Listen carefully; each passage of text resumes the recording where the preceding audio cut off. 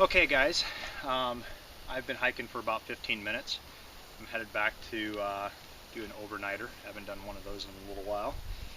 And I want to get my Survival 22 out in case I see anything, rabbit, squirrel, maybe a dove, that I can get for dinner.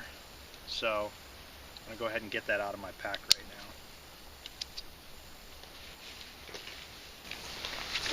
Okay guys, here in the bottom of my pack, here in my fleece bedroll, I have my Survival 22 in here. So let me get that out. Let me undo these straps right here. Get the saw viber out.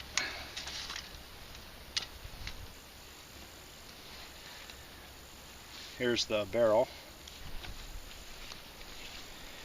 Here's the sling. Here's the receiver. And here's the foregrip. Okay guys, here are the pieces of my 22. All I have to do is grab the barrel here, snap it into place, grab the foregrip, snap that into place, and screw this in.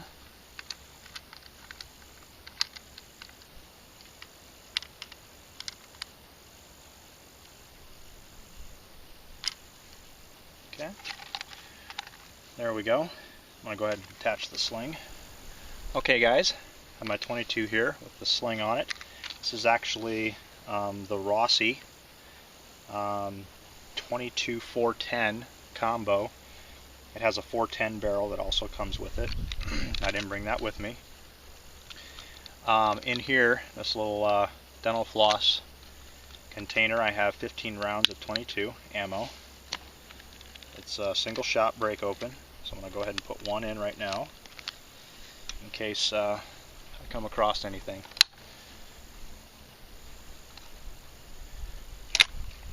Now this weapon is not ready to fire. It's not a double action. It's not ready to fire unless I actually bring the hammer back into a cocked position. So don't worry, it's safe. Okay guys, gonna be on my way. Well, I just got myself a squirrel, and I'm already running late in time, but I want to clean him yet while he's warm, so I've got some water up ahead. I'm gonna skin him and gut him and clean him, and I'm gonna head on to my campsite. It's still another 20-minute hike from here, but probably gonna end up doing most of it in the dark again. But that's what happens when you have to work. I've got him skinned, gutted, and cleaned up, and in a Ziploc bag. He's ready for roasting. Okay, I gotta get going. It is getting late, and I'm still 20 minutes away from my campsite, and I still gotta set up camp, make fire, everything, so I gotta get moving.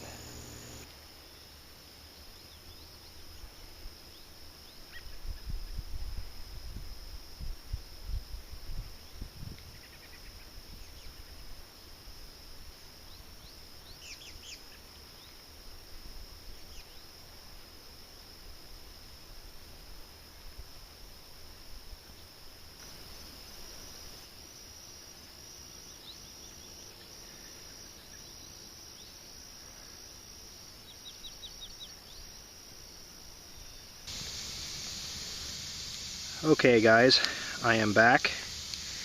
I have my camp up and fire going, and I'm ready to cook dinner.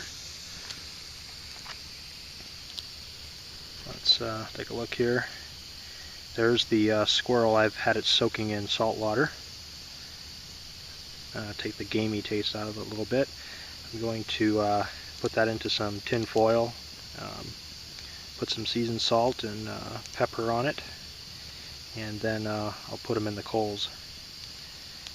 And I'm going to get some ramen noodles going. And a little bit of Van Camp's beans too. And that's going to be dinner. Tomorrow morning I'll show you my hammock setup. Once again, late night for me. I usually have to work till about 5, so it doesn't give me much daylight if I do an overnighter on a Friday and it's Saturday. So I did most of everything by headlamp, but we'll take a look at camp tomorrow morning. Okay, I'll when I have the squirrel done, I'll let you guys see that also, and let you know how it tastes. Okay guys, I got it quartered there in his back strap. You can see the Spyderco Paramilitary 2 there. It was actually what I used to do everything with the squirrel. I'm going to first put a little bit of olive oil on there. Spread a little olive oil over him. Okay, next, a little bit of seasoned salt.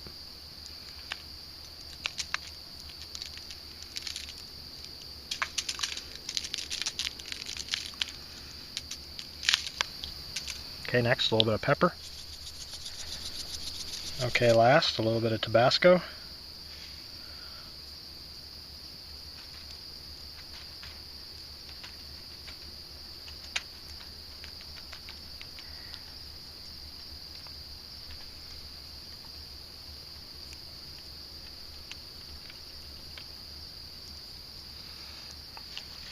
Okay. I'm going to wrap them up and put them in the coals.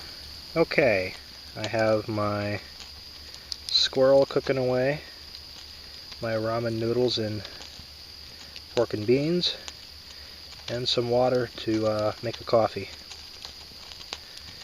After I'm done eating, gonna pack up all my gear, get under the tarp, and then we're gonna call it a night, I think.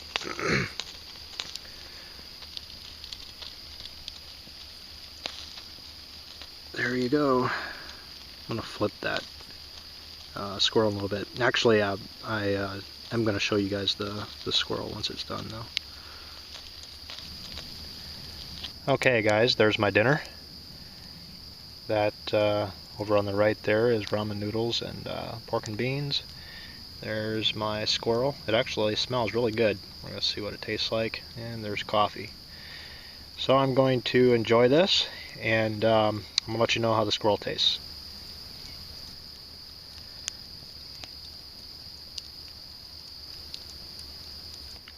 Okay.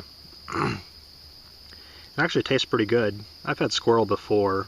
The Tabasco has made it pretty spicy. It's a white meat. Probably overcooked this just a little bit. Not much though. But as I remembered, it's pretty tough. I think almost all squirrel that I've ever had is pretty tough. About the best way I've ever had it was when I used to hunt squirrel when I was younger. My mom used to make it into like a gravy, and she would cook it for kind of like hours to soften it up. And that's probably about the best that you can do with a squirrel. Otherwise, it's gonna be pretty tough. And that's how this one here is too. But actually, the taste with the Tabasco is actually doesn't taste gamey at all. It tastes better than the last squirrel I had. I just roasted him directly over a spit. I didn't put anything on him, and he was pretty tough and he didn't taste the best. But this here is actually not too bad doing it this way.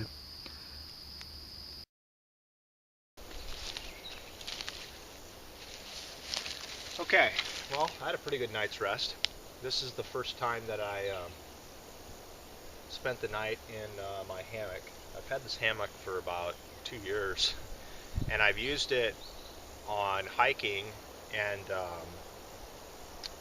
even for I think 1 or 2 overnighters I've taken it with me, but I didn't use it as my sleep system. I just used it kind of to relax and to hang out.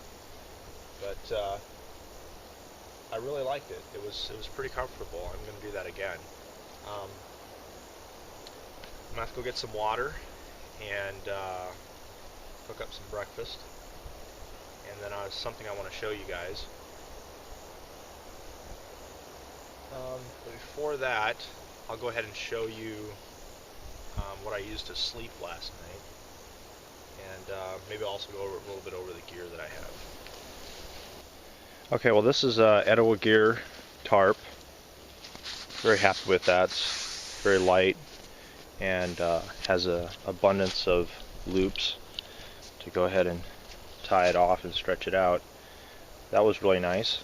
My hammock is an E&O, or Eagle Nest Outfitters, and so is the bug net. And last night, let me go ahead and unzip this. It got down, I think, about low 50s, so it's not that cold. But I wanted it to get colder, but I used my SOL bivy, and that worked absolutely phenomenal. Never got cold once. And then inside there, I have a fleece, just a plain fleece sleeping bag with the bivy on the outside, so that worked very well.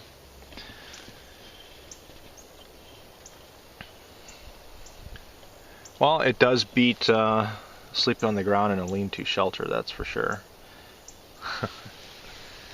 Okay guys, well, I need to go get myself some water.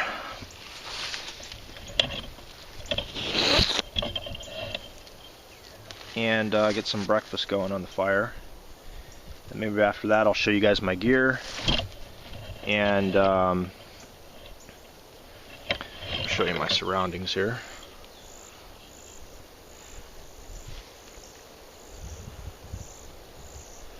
Show you guys my gear, and then I'll show you a primitive trap that I was shown when I lived in Haiti.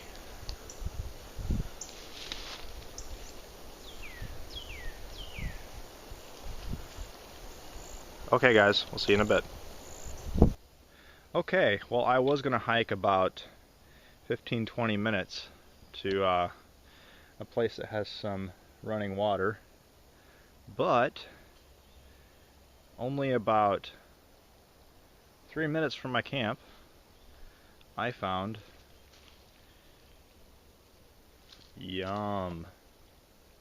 a puddle. Okay, well, we can get water from that. I'll show you how I'm going to do that. Okay, I'm going to take my pot here, and I'm going to skim off about the best water I can find when it comes to clarity, and then we're going to run that through my Katydin filter.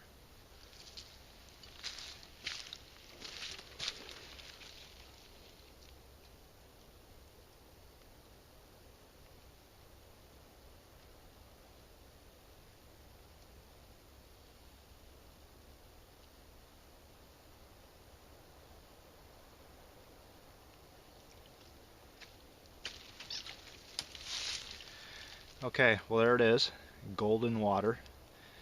Actually, it looks pretty clear. It's just got a kind of a brownish tint to it, so we'll filter that out.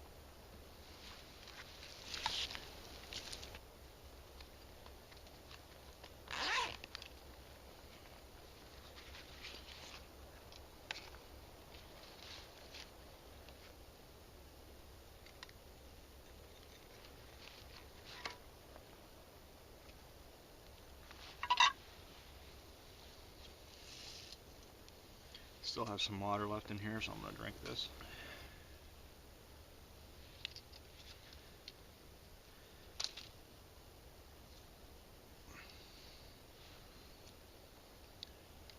That's nice.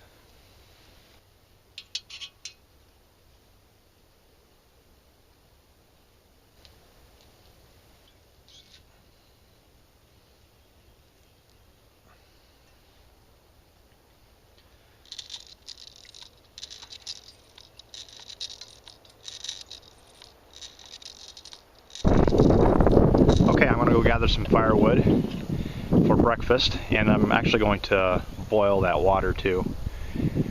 I don't, it was pretty brown water, as you could see, so I want to boil it too. So, but I'm gonna gather some wood. Last night I cut and split firewood. I had a fairly big fire going, but this morning I'm going to use my 180 wood stove, and so I'm just going to gather some smaller stuff with my axe. Now this area is kind of a wet area, and so anything laying on the ground is just not going to work very well. It's going to smoke a lot, or even barely burn at all. So what I'm going to do is, you see these pine trees right here? See those lower branches that are dead? I'm going to get those off with my axe, and that's what I'm going to use for making breakfast. So let's go get it.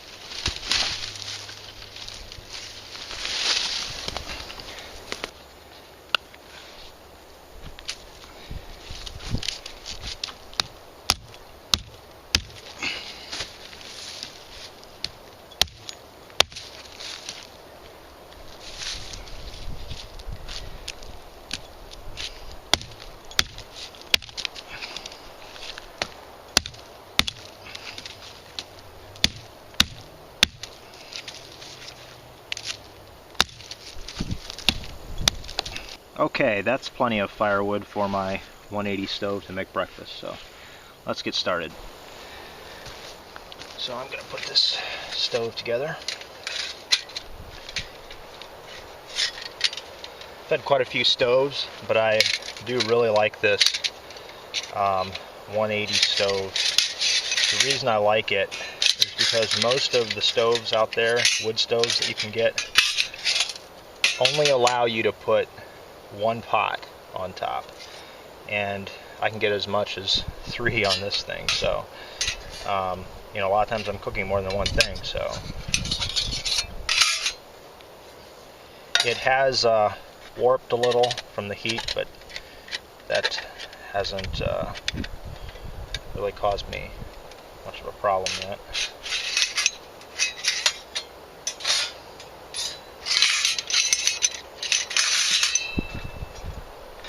Set it up right there.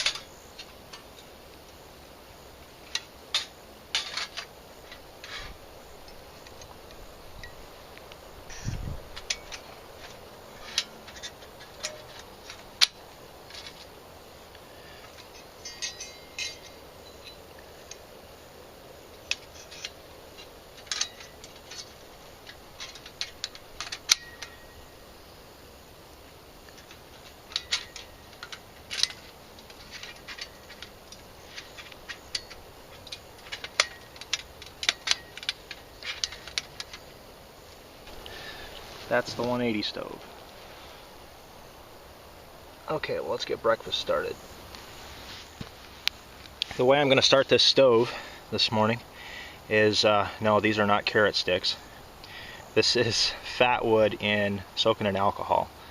So just because I want to just get this little stove going here, I'm just going to use this morning.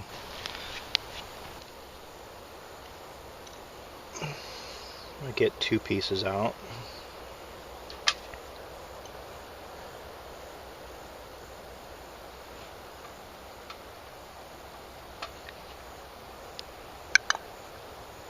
Just going to light those on fire, and then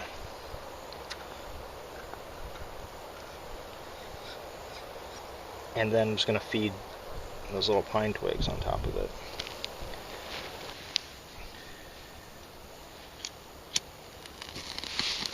Yeah, they just take right off.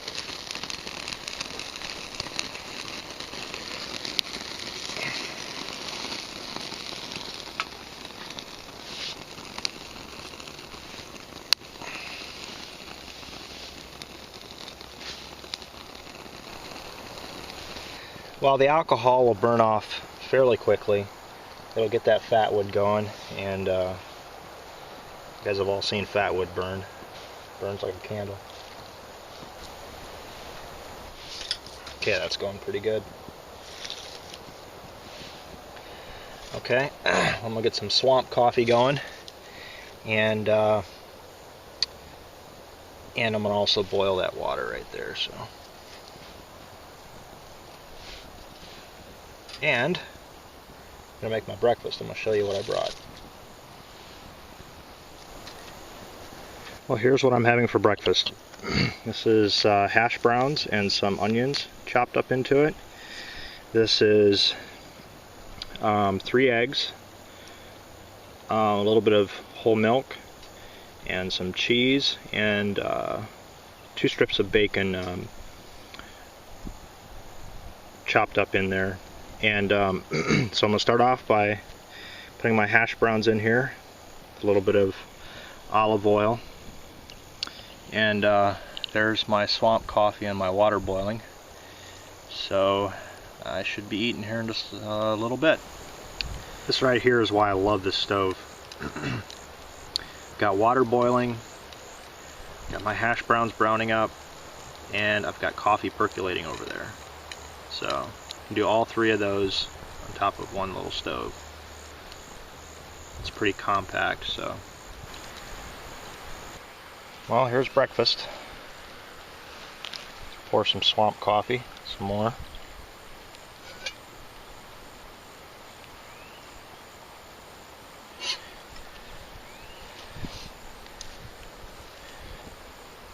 There's my hash browns, eggs, bacon, onion, seasoned salt, and pepper. I've got another batch I'll do after this, because, well, that just might not be enough for me. Okay, there's my hammock, and over here is all the gear that I brought on this trip. Now, this is quite a bit more than what I normally bring, but I was testing some stuff this time. I brought along my SOL escape bivvy, and that just worked absolutely phenomenal last night. I was toasty warm, and it was, I believe, low 50s. So it was a little nippy. I mean, it's I mean, sometimes here in Florida it gets down to freezing. I wish it would have got down to freezing so I could have seen how it did, but I think it would have been absolutely fine. I used my fleece bag inside of that. Here is my Etowah gear tarp, and here's a bag for all my paracord lengths are in there, and some jute twine. There's a longer, just some more paracord, hank of paracord. Here's my 22 caliber rounds and my first aid kit. That's the bag I carry the food in. There's my 180 stove in that bag underneath there. That's the bag it goes in. There's some Ziploc bags, a bottle hanger, and a few other things. There's my large stainless steel canteen, and that's the carry bag for it.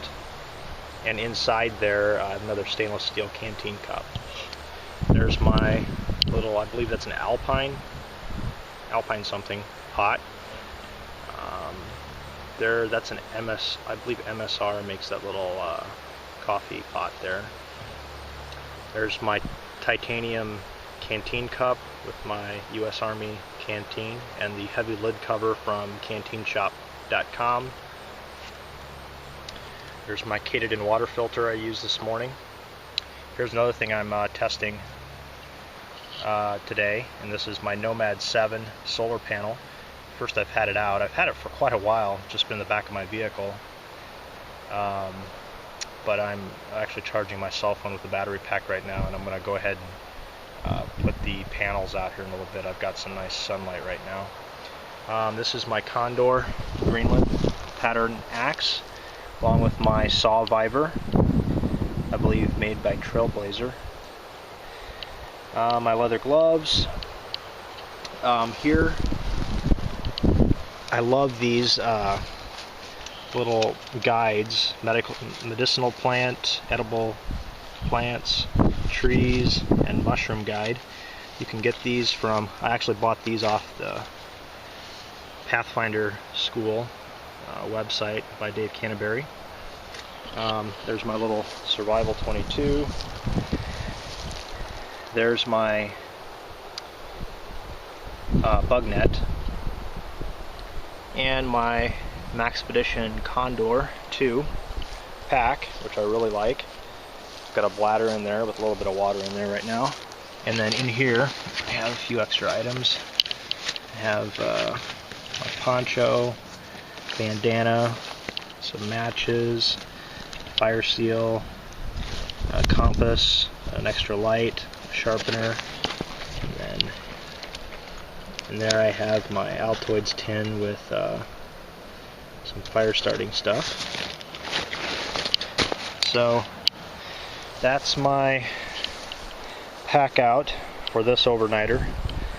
Like I said, this is more than what I normally bring, but I'm just doing some testing and just testing out a few things. So the next thing I'm going to do is, oh, I almost forgot.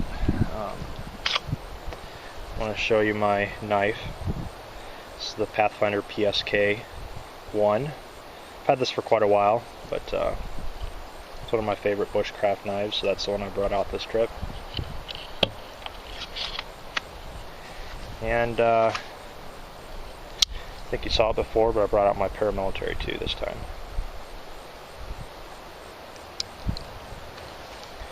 Okay, I'm going to go ahead and show you guys how to make that live bird trap. Just give me a moment to get set up. Okay, what I'm going to do here is I'm going to harvest a whole bunch of these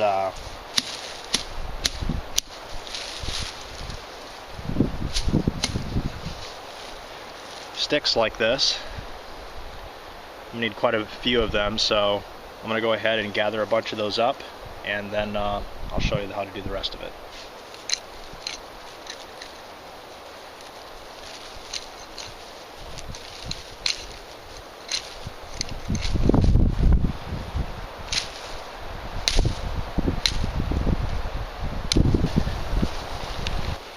Okay, here's the sticks that I'm going to use to make the trap, and here's some bank line I'm going to use with it. So first of all, what I need is 4 pieces about the same size, and this is going to be the size of your trap.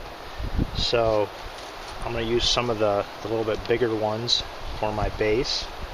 So let's see here, let's pick 4 a little bit larger ones.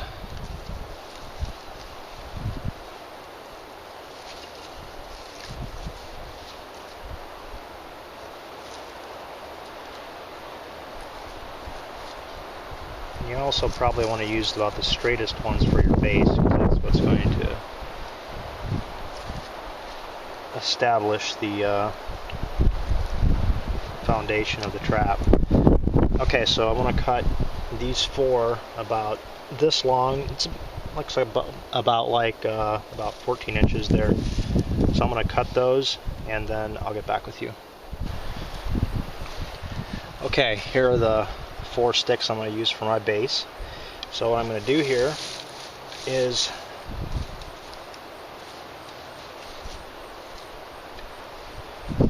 put these into a square.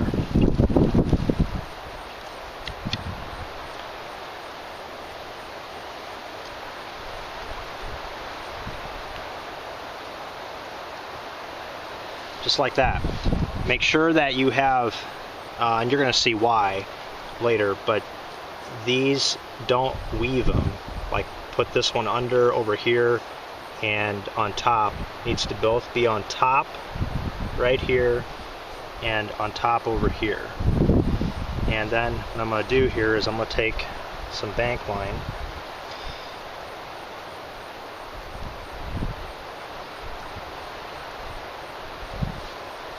and I'm going to tie a corner together, and then I'll leave some bank line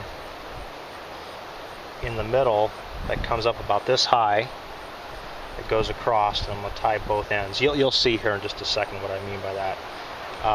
So let me tie this up and then I'll show you. Okay, I have the base complete. As you can see, I have the 2 strings, pieces of bank line coming up like this. They both come about to the same height.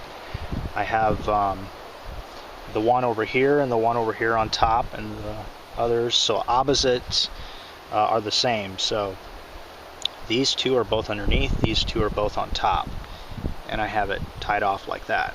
Okay, so the next thing we're going to do is we're just going to leave that lay like that. We're just going to grab our first stick and we're going to just hold it across here and I'm just going to cut it off.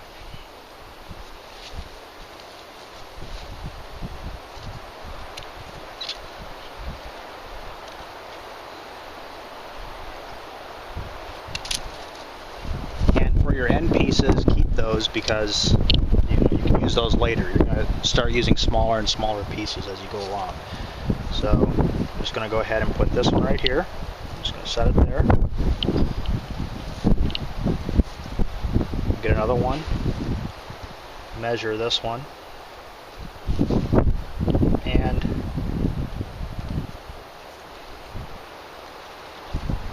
cut that one off too. Save that piece. Put that one in here. Okay, cut another one. This time I'm going to go the opposite side. Measure that.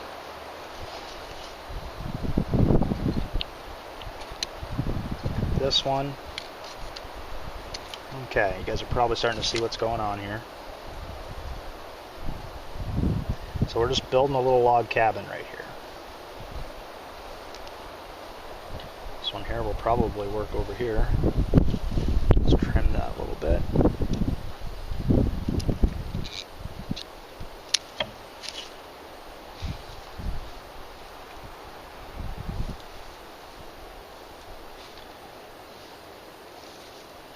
Okay, keep going here, measure,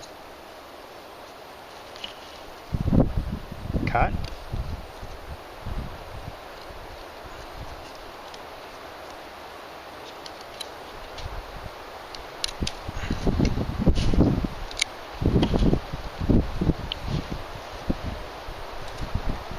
put in place. Okay, I'm going to keep building this up and I'll get back with you guys when I'm almost done with it. Okay, here's the trap. I actually have it set right now. I'm not going to leave it set, but I'm actually not sure what you call this trap. You can see it's kind of like a cage. I'm using a figure 4 deadfall. That's not the one that they taught me to use with it, but I like this trigger system better than the one they taught me. They use these to catch things like doves and a little bit larger one with guinea fowl. We can see here how this thing works. So you put some stuff right there, They come in here, and that just comes down. And then they're trapped inside there. And you got live meat. This would not work for something like a squirrel or a rodent, because they would just dig out from under it. But for a bird, anything like quail or doves, anything that feeds on the ground like that, you can even make a bigger one for pheasants. You could definitely capture them with this. Like I said, I don't know what this thing is called. I guess I'm going to call it the Haitian bird trap, live bird trap. But if anybody has ever seen these, and maybe knows what the actual name of it is, let me know. But you can see it's a pretty stout little cage, and if there's a bird in there, he's not getting out. So, okay, guys. Well, I'm gonna hike on out of here, and I'm gonna call it a day. So, let me know what you guys think. Please like and subscribe. Thank you.